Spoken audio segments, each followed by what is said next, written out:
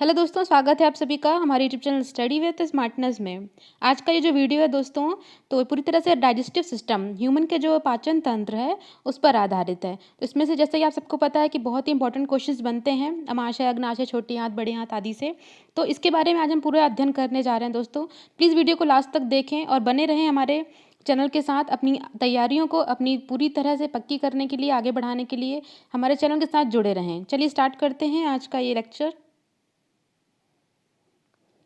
Okay, आज का हमारा फर्स्ट क्वेश्चन है, निम्न में से हमको अलग को पहचानना है ना, ऑड वन आउट करना है। तो इसमें देखिए दोस्तों, ग्रसिका, अमाशय, छोटी आंत और अग्नाशय। तो इसमें जो अलग है वो है अग्नाशय। ऑप्शन डी हमारा करेक्ट आंसर है। अग्नाशय क्यों अलग है दोस्तों? क्योंकि जो ये ग्रसिका, अमाशय, छोटी आंत होते हैं ये हमारे मूल पाचक तंत्र कहलाते हैं। पाचक तंत्र का जो मूल पाचक तंत्र उसका हिस्सा कहलाते हैं। और जो अग्नाशय है ये हमारा सहयोगी पाचक तंत्र कहलाता है। ठीक है, इसलिए जो अग्नाशय है इसमें करेक्ट ऑप्शन हो जाएगा। चलते हैं नेक्स्ट क्वेश्चन में। नेक्स्ट क्वेश्चन है हमारा, अंग बनते हैं। तो अंग किस चीज़ से बनते हैं दोस्तों? याद रखिएगा, अंग जो बनते हैं वो प्रोटीन से बनते हैं। ठीक है, जो अंग बनने का काम है वो प्रोटीन से किया जाता है। नेक्स्ट क्वेश्चन है हमारा, आहार को चबाते समय उनकी वाहिनियों द्वारा लार रस मुंह में आता है, इसकी क्रिया कैसी होती है? दोस्तों, आपको बता दें कि जो मानव लार होती है, जिसे हम सलाइवा कहते हैं, तो ये सलाइवा जो होता है उसका पीएच मान जो होता है ना, पोटेंशियल ऑफ हाइड्रोजन होता है, वो होता है 6.5 से लेकर 7.5 के बीच होता है। तो ठीक है, तो इस तरीके से अगर देखा जाए तो जो लार का पीएच मान है वो 6.5, जो कि 7 से कम है ना। 7 से जो स्केल होती है आपकी पीएच स्केल, उसमें अगर 7 से कम है किसी चीज़ की वैल्यू, 6.5 है, तो उसका जो स्तर होता है वो क्षारीय प्रवृत्ति का माना जाता है। ठीक है, तो इसकी जो क्रिया होती है, जो मुंह में चबाते समय वाहिनियों द्वारा लार मुंह में आती है, तो ये क्रिया होती है दोस्तों, ये क्षारीय प्रवृत्ति की क्रिया मानी जाती है। ठीक है, आगे चलते हैं।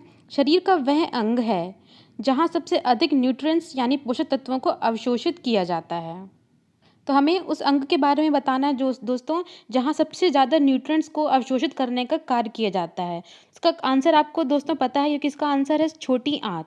छोटी आंत एक ऐसा पार्ट है दोस्तों पूरे पाचन तंत्र का, हमारे डाइजेस्टिव सिस्टम का, जहाँ पे सबसे ज़्यादा अवशोषण की क्रिया जो होती है। अगर हम पूछे कि सबसे ज़्यादा अगर भोजन के अवशोषण, भोजन के पाचन का बहुत बड़ा भाग कहाँ पर संपन्न होता है, तो वो होता है छोटी आंत में। ठीक है, तो दूसरे तरह से इसका क्वेश्चन बनता है कि भोजन का सर्वाधिक भाग जो पाचन की क्रिया है वो कहाँ संपन्न होती है, तो वो छोटी आंत में होती है। और इसी को अगर हम इस तरह से पूछे कि न्यूट्रिएंट्स यानी पोषक तत्वों का अवशोषण सर्वाधिक कहाँ किया जाता है, तो उसका आंसर भी होगा कि यह छोटी आंत में सर्वाधिक अवशोषण किया जाता है। चलिए चलते हैं नेक्स्ट क्वेश्चन में। नेक्स्ट क्वेश्चन है, किसके द्वारा पाचन रस का निर्माण किया जाता है, जिसे हम पित्त रस भी कहते हैं। ठीक है, तो सीधे इसमें बताया, पूछा गया कि पित्त रस का निर्माण कहाँ किया जाता है। तो पित्त रस का निर्माण दोस्तों यकृत में किया जाता है। ठीक है, पित्त रस का निर्माण होता है यकृत में, और पित्ताशय में, पित्ताशय में जो है पित्त रस को स्टोर करके रखा जाता है। ठीक है, तो दोनों चीज़ें याद रखिएगा, जो पित्त रस का निर्माण होता है यकृत में और स्टोर किया जाता है पित्ताशय में। चलिए आगे बढ़ते हैं नेक्स्ट क्वेश्चन में। नेक्स्ट क्वेश्चन है हमारा, बड़ी आंत में मौजूद बैक्टीरिया भोजन के पचे हुए सभी पोषक तत्वों को निकालने के साथ ही कौन से विटामिन को बनाने का काम करते हैं? ठीक है दोस्तों, तो दोस्तों जो शरीर में विटामिन के का निर्माण होता है, कौन से? तो देखिए, सभी पोषक तत्वों को निकालने के साथ ही विटामिन को बनाने का काम बड़ी आंत में होता है। ठीक है, तो बड़ी आंत में किस किस विटामिन का काम होता है? ये होता है विटामिन के का निर्माण होता है। बड़ी आंत में विटामिन के का निर्माण, तो विटामिन के का नाम क्या है दोस्तों? रासायनिक नाम फिलोक्विनोन। फिलोक्विनोन इसका रासायनिक नाम है। ठीक है, फिलोक्विनिन। और ये काम क्या करता है विटामिन के? तो जो विटामिन के है वो रक्त का थक्का बनाने का काम करता है। ठीक है, आई होप आपको समझ आ गया होगा विटामिन के बारे में। चलते हैं नेक्स्ट क्वेश्चन में। नेक्स्ट क्वेश्चन है हमारा, मनुष्य की आहार नाल मुंह से गुदा तक तकरीबन कितनी लंबी होती है? मुंह से गुदा तक जो है एनस से लेकर है ना, तो मुंह से लेकर गुदा तक ये कितनी लंबी होती है दोस्तों? ये 9 मीटर लंबी इसकी आहार नाल कहलाती है। नेक्स्ट क्वेश्चन है, स्टार्च या कार्बोहाइड्रेट का पाचन कहाँ से शुरू होता है? तो स्टार्च या कार्बोहाइड्रेट का पाचन जो है दोस्तों, इसका जो पाचन दोस्तों, कार्बोहाइड्रेट का अगर हम पाचन की बात करें तो ये मुख से ही शुरू हो जाता है। जैसे जैसे ही हम अपना खाना भोजन में भोजन जो है आप मुख में डालते हैं तो जिसकी लार ग्रंथियाँ होती हैं लार एंजाइम्स को स्रावित करना शुरू कर देती हैं और वहीं से जो है लार के द्वारा ये कार्बोहाइड्रेट छोटे छोटे टुकड़ों में विघटित होने लगता है। जैसे ही विघटित होता है तो उसे हम कहते हैं कि जो पाचन क्रिया है वो शुरू हो चुकी है। ठीक है, तो भोजन का छोटे छोटे टुकड़ों में टूटना, विखंडन होना, वही होता है उसका पाचन का शुरू हो जाना। तो जो भोजन में हमारा कार्बोहाइड्रेट्स होता है उसकी शुरुआत हो जाती है मुख से। चलिए आगे बढ़ते हैं। पेट की दीवारों में उपस्थित ग्रंथियां आमाशय रस का स्रावित करती हैं और इसमें कौन सा पदार्थ होता है? ठीक है, तो देखिए दोस्तों इसमें सीधे पूछा जा रहा है कि जो आमाशय रस होता है, गैस्ट्रिक जूस हो जो होता है, तो इसमें कौन से पदार्थ विद्यमान होते हैं? ये पेट की दीवारों में उपस्थित होती हैं ग्रंथियां, तो इसमें से गैस्ट्रिक जूस निकलता है। तो इसमें इस जूस में कौन कौन सी चीज़ें इन्वॉल्व होती हैं? तो देखिए इसमें हाइड्रोक्लोरिक एसिड, पेप्सिन एंजाइम और म्यूकस, ये तीनों ही चीज़ें इसमें विद्यमान होती हैं। ठीक है, ऑल ऑफ द अबव इसका करेक्ट आंसर होगा। हाइड्रोक्लोरिक एसिड, पेप्सिन एंजाइम और म्यूकस, ये तीनों ही चीज़ें जो है आमाशय रस जो है स्रावित करती हैं। चलिए नेक्स्ट करते हैं क्वेश्चन।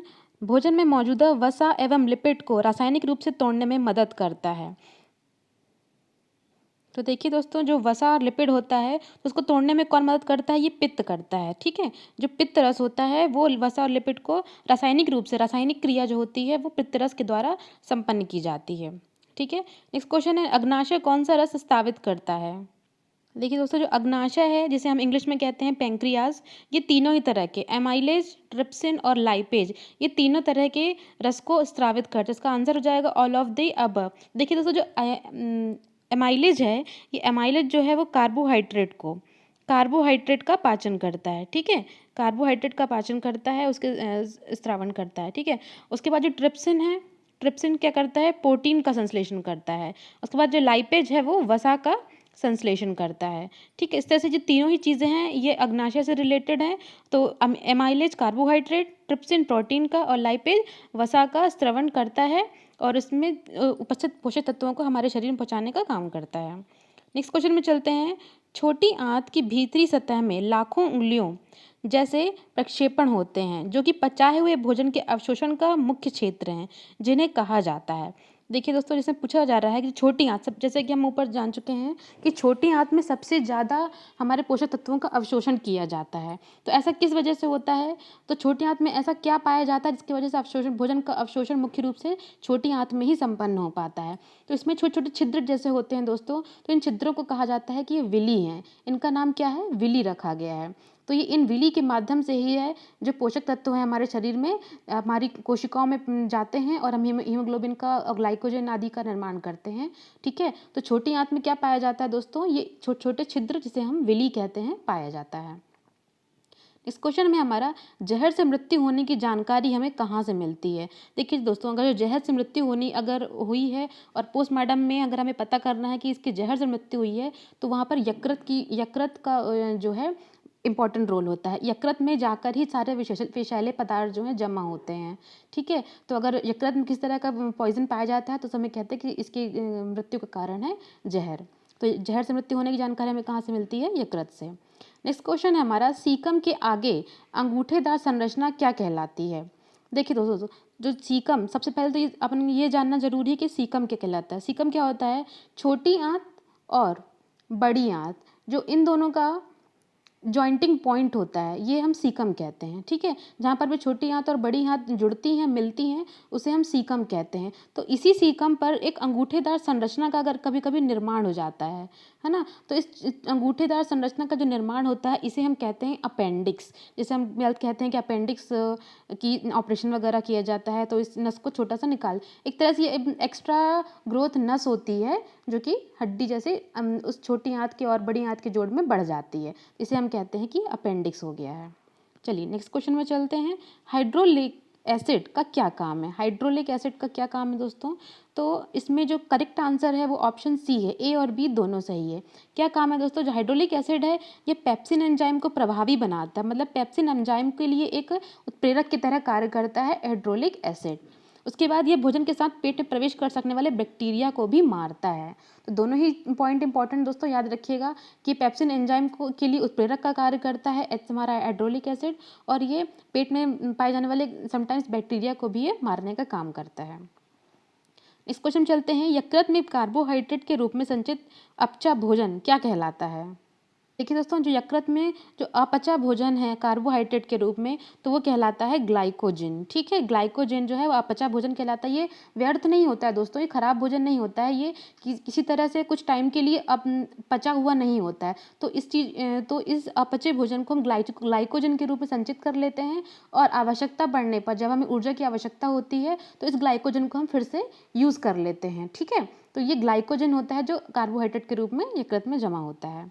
नेक्स्ट क्वेश्चन है, शरीर के किस अवयव में विकार का संबंध मधुमेह से है?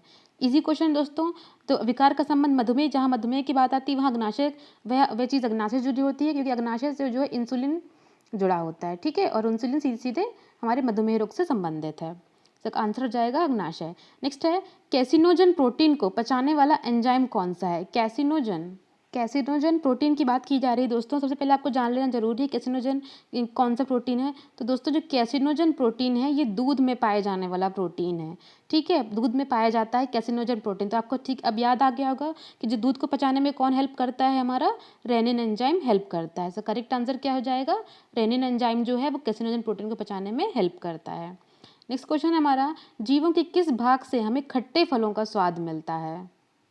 जो खट्टे फलों का स्वाद है हमें वो जीभ के पार्श्व भाग में मिलता है, पार्श्व भाग में। ठीक है, देखिए सपोज अगर ये जीभ है दोस्तों, तो जो सामने का भाग होता है यहाँ पर हमें मीठा स्वाद मिलता है, स्वीटेंस। ठीक है, उसके थोड़ा सा और पीछे जाते हैं दोस्तों, तो इन साइड में हमें नमकीनी स्वाद मिलता है, नमकीनी। ठीक है, यहाँ पर स्वीट और यहाँ पे नमकीनी। उसके थोड़ा सा और पार्श्व भाग में, ये पार्श्व भाग कहलाता है, तो यहाँ पर हमें खट्टे फलों, खट्टी चीज़ों का स्वाद मिलता है। और सबसे पीछे भाग जो होता है दोस्तों, तो यहाँ पर हमें कड़वापन का एहसास होता है। कड़वा जो एहसास होता है वो सबसे पीछे वाले भाग में होता है। ठीक है दोस्तों, आपको समझ आ गया होगा, जीभ में खट्टे फलों का जो स्वाद है वो पार्श्व भाग से मिलता है हमें। नेक्स्ट क्वेश्चन है, पशु खाना निगलने के पश्चात उसे कहाँ संग्रहित करके रखते हैं?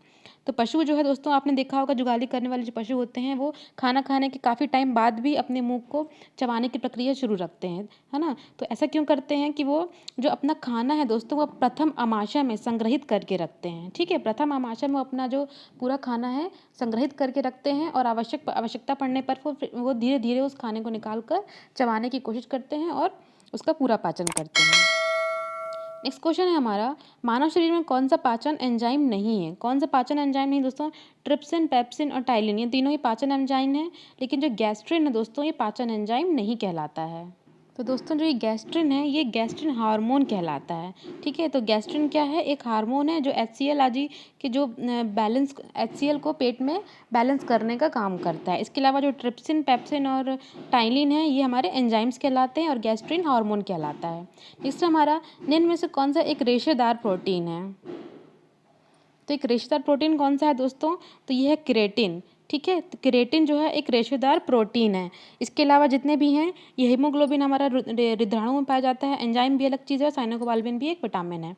तो जो केराटिन है एक रेशेदार प्रोटीन कहलाता है। ठीक है, नेक्स्ट क्वेश्चन हमारा, सिमोइड कोलन कहाँ पाया जाता है? सिमोइड कोलन है ये बड़ी आंत में पाया जाता है। कहाँ पाया जाता है? बड़ी आंत में। सिमोइड कोलन है क्या दोस्तों? एक तरह की बीमारी है जो कि पेट के अंदर कोलन एक जगह होती है एक झिल्ली जैसी, तो उसमें ये बीमारी पाई जाती है। उसकी कोलन की जो दीवारें हैं वो सूज जाती हैं, उसमें स्वेलिंग आ जाती है, और अगर लगातार इसमें स्वेलिंग बनी रहे तो ये बहुत बड़े कैंसर का कारण बन सकती है।